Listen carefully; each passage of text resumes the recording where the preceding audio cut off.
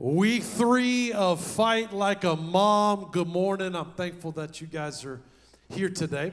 We're going to be wrapping up this series this morning. It's been a 3-week journey. And what I've wanted to do over these 3 weeks is I wanted us to look at some women in Scripture that God used in mighty ways, some women of faith. And then last week we heard from some women of faith even in our own congregation. And if you were here, you know what I know. Man, they knocked it out of the park. We had the stories of 3 different women here and what they have gone through and what God has used their journey for. Journeys of faith. You can catch it online if you were not here or if you missed it. But as we wrap this up this week, I want us to really focus in on how we should fight for the things that we want. If we believe that God is with us, we should have the most audacious faith of anybody walking the planet. And in this week's message, I've subtitled, Planting Invisible Trees, which is going to sound weird on the surface, but by the end of our time together, I think you'll get it. Planting invisible trees. It really comes from this old Greek proverb. I'm going to have it on the screen. It says, society grows great when old people plant trees whose shade they know they shall never sit in. Society grows great when people realize that it's not all about them. And that I am going to plant seeds of something that I will never benefit from. See, it's countercultural. Because culture says, get what you can. Life is short. Live it up. Accumulate as much as possible. Do whatever you can to get people to like you, to get what you need, to reach your goals. And it's what we're trained to do. We're inundated with it. But maybe, just maybe, God has something different for us. Maybe, just maybe, He views things just a little bit different. I want to take you back in time to the 1920s. Gerald was in high school. And our country was divided. You think it's divided now. See, there was this argument going on in politics of were they going to add the 19th Amendment to the Constitution, known as women's suffrage. Here's an actual graphic that went around. They would print this off and stick it in the city squares of the town. And there was this fight for, were they going to allow women to vote? That sounds like a crazy thing to consider and to argue about in today's society, but it wasn't that long ago. And so to add an amendment to the Constitution, it requires a significant amount of buy-in, as it should. And they actually had 35 states that had already approved this. The problem is the mathematics of the states at that time. They needed 36. And they had 5 different states already vote no: Connecticut, Vermont, North Carolina, and Florida. It came down to one state, Tennessee. And one state to see if they were going to approve it. And even one state, it came down to really, it was going to be down to one vote. And there were a handful of people who were on the fence about what they were going to do. And in fact, there was a man by the name of Harry T. Byrne, a 24-year-old legislator, and he was going to vote no. In fact, it's pretty cool. In history, they called this the War of the Roses. Here is another ad that they had printed. Because it was a way that you could show in public what you were in favor of. If you were in favor of women's suffrage, of giving them the right to vote, you had a yellow rose on your lapel. If you were against it, you put a red rose on the lapel. This was kind of a divisive thing in the country. Think of it as a prehistoric Make America Great Again hat. And when you walk, it's funny, when you walk into a room, it would instantly go to, okay, that's what you are in favor of, got it. And unlike Planet Fitness, it was a judgment zone. And so Mr. Byrne, he walked into this meeting voting with a red rose on his lapel. And then he walked in. I think we have a picture of Harry T. Burns here. And as he's walking in to vote, he remembers something. He remembers that his mom, Miss Febb, F-E-B-B, she she put a note somewhere in his pocket as he was leaving. She made him apple pie and his favorite lunch and slipped a note in his suit. And he's okay, where is that? As he's walking in, he finds it and he opens it up. A note from his mom, and all it said was this: be a good boy and vote yes. You ever heard of mama ain't happy, nobody's happy? So he walked in even with a red rose on his lapel and voted yes. You see, what we can learn from Miss Feb Burns over here is that she probably, if she's lucky, may get 1 or 2 votes in. But it wasn't about what she needed or what benefited her. What it was about was using her influence over the generation behind her to change the generations to come. And what if God is asking you and I to do something now that we'll never see the benefit of, but generations will benefit because brave men and women stood up and realized it wasn't about them. They're going to plant some invisible trees under whose shade they will never sit. And maybe, just maybe, we can change the world. Maybe, just maybe, we can fight like a mom, like Miss Feb. I want to show you a portion of Scripture in which a couple of women decided that they were going to fear God more than they wanted to be liked by man. They decided they were going to fear God more than they feared man. They decided they were going to be obedient to God even though culture, politics, and society told them elsewise. Elsewise? Else? Otherwise. That's what an education will get you. Listen, I was in California public school. Set your expectations low. What is it? Otherwise? Cut that from the podcast, please. I have a reputation. Don't listen to them. It'll still be in there, I'm sure. I want to take you to Exodus chapter 1. So those of you with the Bible, I've made it super easy on you. It's the second book of the Bible, Genesis, Exodus. And I even made it easier. We're going to be in chapter 1. I love to hear the sound of rustling pages. If you're a note taker, you can write this down. If not, we'll have it up on the screen. But before we jump in to chapter 1, verse 9 of Exodus, let me set up a little bit of context for you. The Israelites they're slaves. They're in enslavement to the Egyptians. And the Israelites, their numbers are starting to grow. And it's getting Pharaoh very nervous because he's starting to see how many that there are.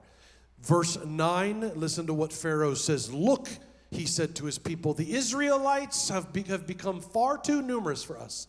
Come, we must deal shrewdly with them, or they will become even more numerous. And if war breaks out, they will join our enemies, fight against us, and leave the country. He's saying there's way more of them than there are of us, and I'm starting to get nervous. Now, I want to speak to the teachers in the house for just a moment. You're almost at summer break. Congratulations. You deserve it. However, I remember my time as a teacher, and I know exactly how Pharaoh feels at this moment. I was a middle school teacher, and I remember there was one of me, and there was 29 of them. And I remember thinking, all I really have is this loud teacher voice to really get them to behave if they only knew. And then I remember we went into this pep rally, and there was only 5 of us teachers in there. And I remember seeing over 1,000 middle schoolers in the bleachers, and there's 5 of us, and I remember thinking, if they only knew what they could do. If they only knew that the insane people could run the asylum with minimal effort. If they only knew that all that it took was one courageous or stupid, probably a 7th grade boy, to be like Patrick Henry and give this speech that gets everybody riled up. Give me liberty or give me... And I think that's kind of how Pharaoh's feeling at this moment. And so Pharaoh is about to do something about it. And it takes 2 women that show up for just a tiny little bit of scripture that changed generations. In fact, I'm going to guess that most of you have probably never heard these people before. The two ladies named Sifra and Puah. Sifra and Puah. They show up in a tiny little bit, but I want you to see the invisible trees that they planted. Because they had the courage, because they had the intentionality, because they were focused on what God's will was for them rather than what they wanted to accumulate. Sifra and Puah. Verse 15. The king of Egypt said to the Hebrew midwives, whose names were Sifra and Puah, so that tells you they were the midwives for the Hebrew people, when you are helping out the Hebrew women during childbirth on the delivery stool, strange way to deliver a baby, if you see that the baby is a boy, kill him. If it is a girl, let her live. And I love this next verse 17. If somebody were to write one verse about my life, may it be something like this. The midwives, however, feared God. And they did not do what the king of Egypt had told them to do. They let the boys live. Then the king of Egypt summoned the midwives and asked them, why have you done this? Why have you let the boys live? Don't you know what I told them? As long as you live under my roof. Verse 19, the midwives answered Pharaoh, Hebrew women are not like Egyptian women. They are vigorous and give birth before the midwives arrive. They lied.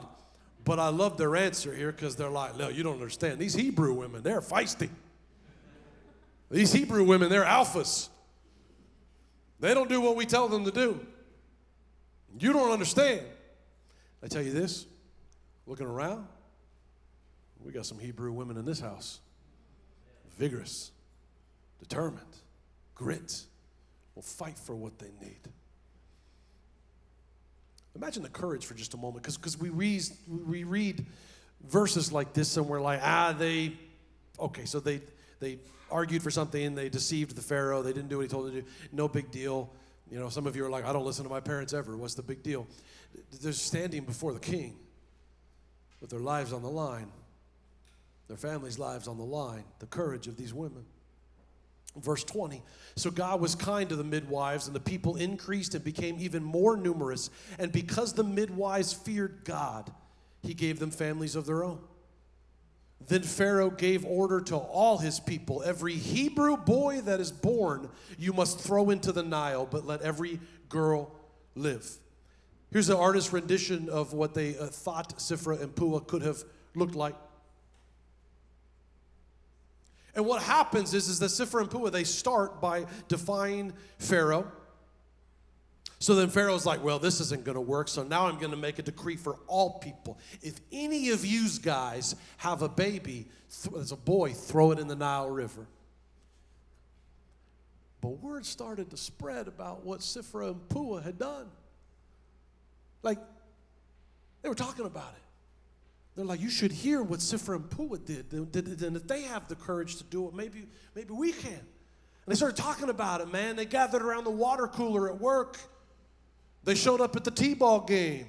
Probably had a closed Facebook page about it. Probably stuck in a group chat about it. Probably stuck in a group chat about it with an Android user who ruins everything.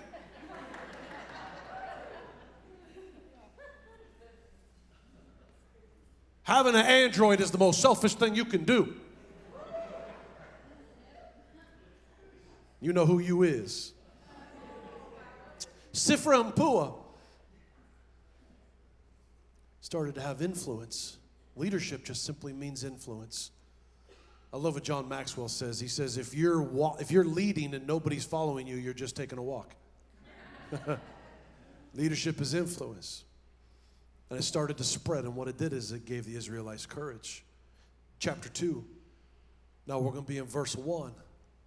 So now we have two women who have decided to make a stand, and a small little thing. Just a small little thing.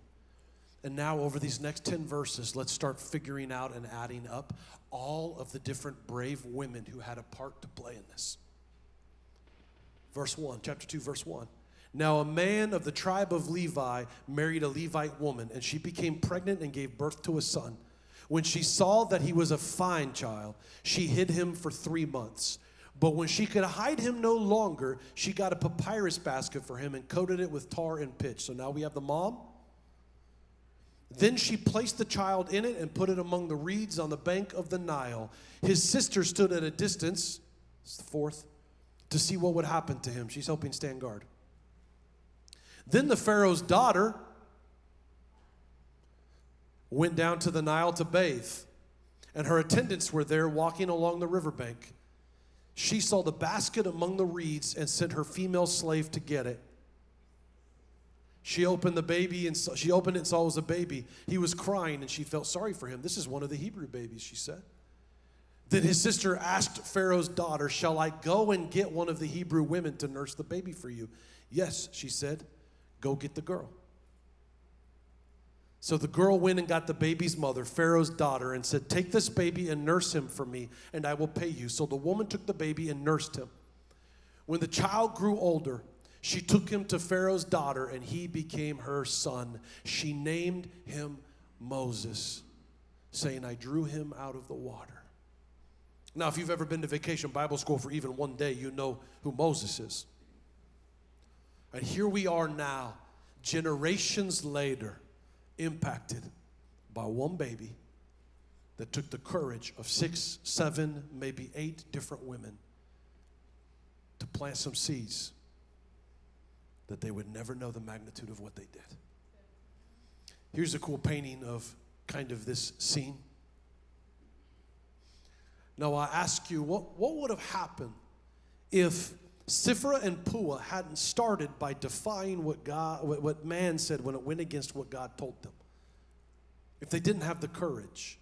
And you see in the story of Moses, all of these different women that had a small part to play in what God's sovereign plan was. Small, just small little things. Here's our problem, both of us, is that we are so obsessed with results that we've turned into a results-based culture. And so then what happens is if we're obsessed with results, then we think that what we do that's hidden doesn't matter. But God hides the things he cares about. And then what happens is that we see people who are getting results with what they're doing, and we get pulled into the comparison trap. And we're so obsessed with results that it makes us give up on the things that God has told us to do. And the problem with becoming obsessed with results is then that we think that the ones with the most numerical results are more successful and that God is with them rather than what God really looks at. And so here's how we have to be careful, man, because some of you, God may want for this season for you to be a stay-at-home mom. And then when you see other men and women with these big platforms and all of these followers and all of these things that we deem important, then we think that what God has for us isn't as important as that, and that's not how God views things. God is going to hold you and I accountable for our faithfulness. And the comparison trap tells you otherwise. I'm going to tell on myself for just a moment if it's okay. Some of you are like, about time. You've been attacking me for 20 minutes. I remember when we first came here, we as in my wife and my daughters, and I remember it was the first weekend that my family was coming up to visit, including my grandmother. Now, moving here, not to make you feel sorry for me, but it did have a cost. And the cost was a lot of things, but the most painful one was looking at my grandmother in the eye who lived next door to us and telling her that your great-grandchildren that you see multiple times every day, you may see once a month if we're lucky. That was really hard. Still is. I've told my wife that I know that I was supposed to do this, but there'll be a part of me that kind of regrets it for the rest of my life because my time with my grandmother is so short. And I remember it was the first weekend. It was like, I think, October. I had been here for a couple of months, and she was coming to visit. My mom was driving her up here. They were going to be here, and I was so excited. There was a very small church anyway, and there was torrential rain. 20 minutes before service started for the next couple of hours. Now, you want to know what Pastor Kryptonite is. It's called rain or snow. Because let's be honest, when water falls from the sky, 20% of you stay home. But if water falls from the sky of a concert, you'll be there. Ooh, shots fired. How you like that? Now, anyways, be mature for a second. She showed up, and I promise you this is true. There was less than 15 people in this room that Sunday morning. This is a small room. It feels gigantic with 15 people in it. Like nobody likes to sit in the front row. Nobody. It was like the Red Sea, bro. People were over here and they were over here. Nobody in the middle. And I was embarrassed. And I thought, my grandma is going to think, this is what you sacrificed your life for? This is the best that God can do with you? So I got up here and I preached. Decent sermon on paper. Presentation was a C+. Because I wasn't into it. I told you I was going to tell myself. The next morning, I got to get up and I got to go clean this place. Man, you want to talk about how to rip someone of some pride.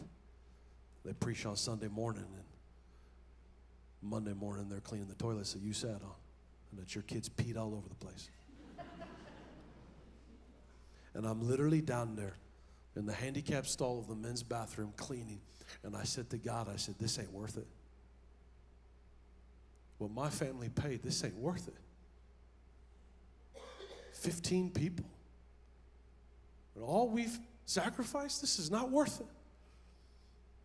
And right there, my Damascus Road was while I was cleaning the porcelain pony on the floor of the men's bathroom. I felt God say to me, then what number is? Now, some of you are like, man, I want to hear from God. I know what that sounds like. You may not. Because I was under the impression when I started to hear from God, he was going to be a cheerleader telling me I'm killing it. And that I'm right and my wife is wrong in every argument. Like, that's kind of what I thought God's voice was going to be like. Instead, a lot of times it's chastisement, it's correction, it's refinement. At that moment, I realized it's not my job to grow this church. And that God's not going to be holding me responsible no matter how big this church gets. If God's plan is for this to be 12 people, then what he's going to hold me accountable for is my faithfulness. And it was wonderful, that moment. I went home feeling like a scolded child, don't get me wrong. But for the first time that night, I took the burden of growing this place off of me. And I was like, dude, this is great. And my wife actually enjoyed me being home for a night. Because I was like, dude, whether this grows or not, like, that's not up to me now. That's up to God. And it was exhilarating. Some of you are living a life that's so results-based that you're driving yourself crazy. And I'm here to tell you this. We are not in the results-based business. God asks us to be faithful. Obedience is our responsibility. You are not in the results-based business. Will you be faithful with what God has placed in front of you? That's what he's going to hold you accountable for. If you ever want to read a book that's going to ruin your life, I don't suggest you do. It's called Draw the Circle by Mark Batterson. And listen, she's read it. Listen to this quote. The beauty of obedience is this. It relieves us of responsibility. It takes all the pressure off of us and places it squarely on God's sovereign shoulders. This is what God's called me to do. I'm going to do it. Whether it's successful or not, it's not even up to me. It's a freeing thing. I want to tell you another story. I want to tell you a story about a man named Edward Kimball. Let's look at this picture right here of Edward Kimball. None of you probably have ever heard of Edward Kimball. In fact, most people on earth have never heard of Edward Kimball, but you will in heaven. The people that you think you're going to know from earth, and you're going to be like, man, they're going to be a rock star in heaven. Man, it's an upside-down kingdom.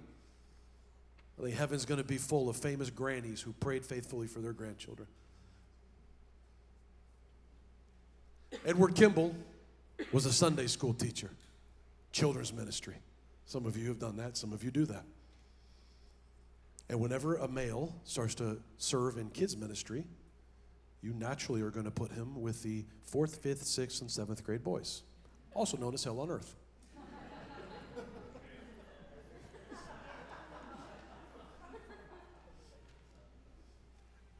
And every week he shows up and he faithfully serves these boys who want nothing to do with him. They're hyperactive boys. And Edward Kimball does what you and I do when we serve for a while and we don't see any results in front of us. And we plant these seeds and we expect it to grow. But if it grows fast, like we're planting dogweeds, man, or what are they called? Dogwoods? Education. They're planting dogwoods, man, instead of redwoods. The dogwoods grow quick, but are they going to survive the storm? I don't think so.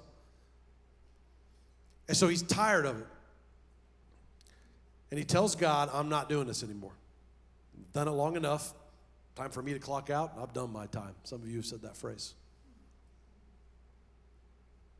So he goes up to the pastor and he says, this Sunday's my last Sunday, but I'll be here. After that, find somebody. And so he goes. He tells God before that Sunday, He says, I'm going to quit if I don't see something this week. And he didn't see anything. And he wakes up on Monday feeling absolutely miserable. And he says that God tells him, I want you to double down on how much you're serving. Instead of pulling out, I want you to put double effort. And so he decides, I'm going to go to the boys in their environment rather than waiting them come to me. I'm going to show them that I care. And so he goes to their environment, and he says, I'm going to go visit them where they are. I'm going to start with the worst behaved kid first so that it gets easier. So he goes to a young man named Dwight, the worst one in the class. And Dwight had a part-time job back then. That's, to work young and help out with your parents' business is pretty common. And it was at a shoe store. And what Dwight's job was, as a middle school boy, was, when you ladies and me try on all these different shoes and you just leave them there, right? And you're like, somebody will put these away. Well, that was Dwight's job. He had to go and put them all back, and you tried on different sizes and didn't put them in the right box, and you forgot socks, and all of those things. And so that was his job, to fix it all. And so Kimball, he waited in the lobby, sitting on that uncomfortable chair till Dwight's shift was over weighted hours. And then he told him, I'm going to walk you home. And on the walk home, Dwight gives his life to the Lord. And Dwight would go on to be known as Dwight L. Moody, one of the most famous preachers who have ever existed. What would have happened if Edward Kimball said, I don't see these trees growing, so I quit? Gets better. Dwight L. Moody goes on to be obviously a famous preacher. We still quote him all the time. And at one of his crusades, a gentleman by the name of Wilbur Chapman gets saved. And Wilbur Chapman goes on to be a very famous preacher. He starts these big tent revivals, and he's in one town on one Sunday. Keep in mind now, he's not even alive anymore. And on one Sunday, it's a Sunday morning, a professional baseball player in town has the weekend off. And so he decides he's going to go to this service. And Billy Sunday gets saved at this big tent revival, quits professional baseball to go on to be a preacher. Travels the nation, preaching to thousands. One of those guys at one of those crusades was a man by the name of Mordecai Ham. And Mordecai Ham gets saved, and Mordecai Ham goes on to be a preacher, but Mordecai Ham isn't as popular. In fact, he kind of struggles a little bit. And he kind of wants to quit, and he's planning these things out, and he's got one more stop in North Carolina. And so he's going to finish that. It's a 2-nighter. And so he goes. Little did he know, in North Carolina, a boy that his friends called him Billy Frank, goes up, this tall, lanky man, and he goes and shows up the first time just to kind of check it out, and Billy Frank starts to feel something in his heart that he's never really felt before. It's strange. So I got to come back night 2 to see what's going on, and Billy Frank finds himself at the altar. And Billy Frank would go on to be known as Billy Graham. And Billy Graham would go on pre-internet to preach to 2.2 billion people. They said that he preached to more people than the Apostle Paul. Look at this slide right here of this chain reaction of events. Now let me ask you a question. What would happen if Edward Kimball said, I'm giving up because I don't see any results? You and I, we think of our lives, some of you are going to love this, like Super Mario Brothers, the original, man. 2D screen, and we don't know what exactly is coming on, but we're just going to move to the next one and the next one and the next one, right? And that's kind of how we view it, and so we don't know what's happening, so we just look right here and you give up. I want to show you a portion of Scripture. It's in Hebrews chapter 11. I reference this a lot, but Hebrews 11 is known in circles as the Faith Hall of Fame.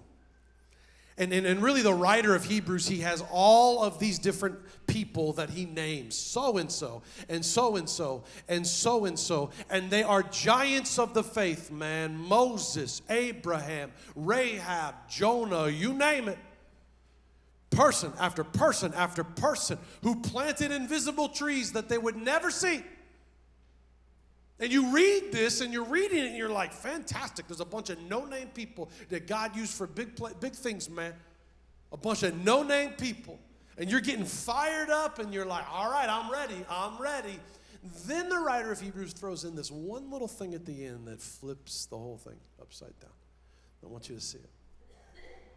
Chapter 11, verse 39. So we see by faith.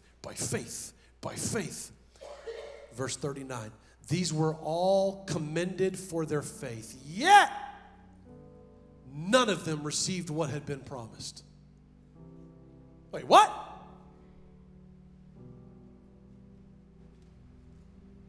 The Faith Hall of Fame, yet none of them received what was promised. They all died without seeing what they lived for.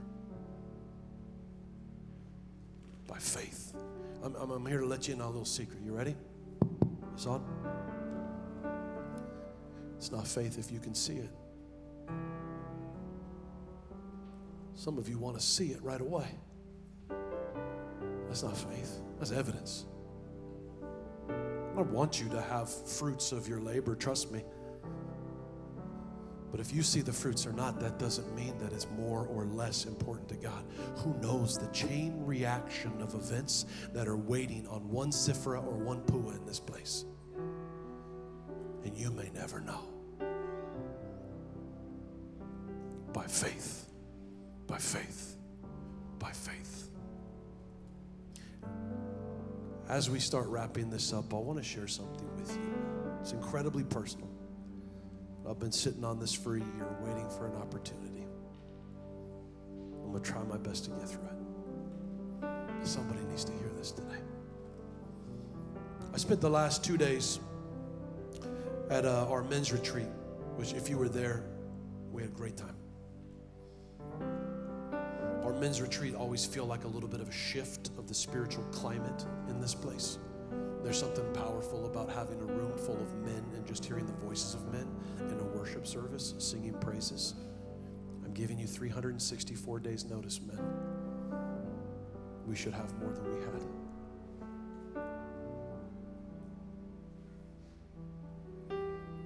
But it made me think of what I received a year prior. At the men's retreat, Pastor Jeremy had some of the wives write letters to their husbands, and we weren't able to open it until we got to the men's retreat. And last year in the men's retreat, my wife wrote me something that I will keep till the day that I die. I promise you. If my house was on fire and there was just items in there, I would run in and save this letter. Because it's a reminder to me. And in this letter, she has a card. And it's her journal entry from April 10th, 2015. Let me take you back in time to what 2015 Jason looked like. Because you only know this, Jason. 2015 Jason, there was no evidence whatsoever that I would even follow the Lord. 2015 Jason, riddled with pride, addiction with lust of the eyes, not a whole lot going for me. What you don't know is that 2015 Jason was separated from his wife. She let me live in the basement because I was raised in a broken home, and I said, please, not self-fulfilling prophecy that I'm going to raise my daughters in a broken home. Please, Lord. April 10th, 2015. Stacy's diary entry.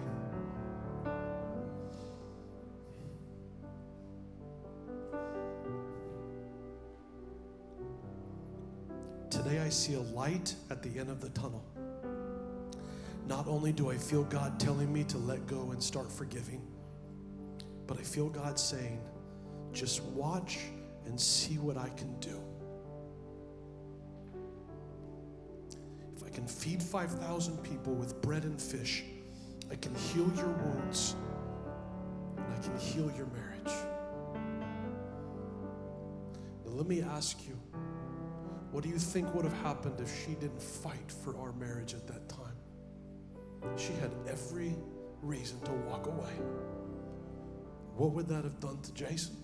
I wouldn't be here. Probably would have never recovered. Watch and see what I can do with just a little bit of faithfulness. Watch and see what I can do. Now, my wife will tell you that she says this all the time. I never saw this coming. Like the ceiling of what she was praying for is that I would just be comfortable enough to pray in public, maybe lead a connect group. Like that was like, she's like, if we could just get him to that, it would be a miracle. I just want him to pray with me. I just, like, that was the ceiling. And I'm going to hold on to this because it shows you the power of a faithful woman who never gave up. It said the results are up to God. But I will be held accountable for my faithfulness, and I will stay and I will fight and I will believe and I will give God space to grow. And God says, watch and see what I can do. In your situation right now, whatever it is, he's saying, watch and see what I can do. Watch and see what I can do. Don't give up. The results are up to God. The faithfulness is up to us. Listen to this final quote.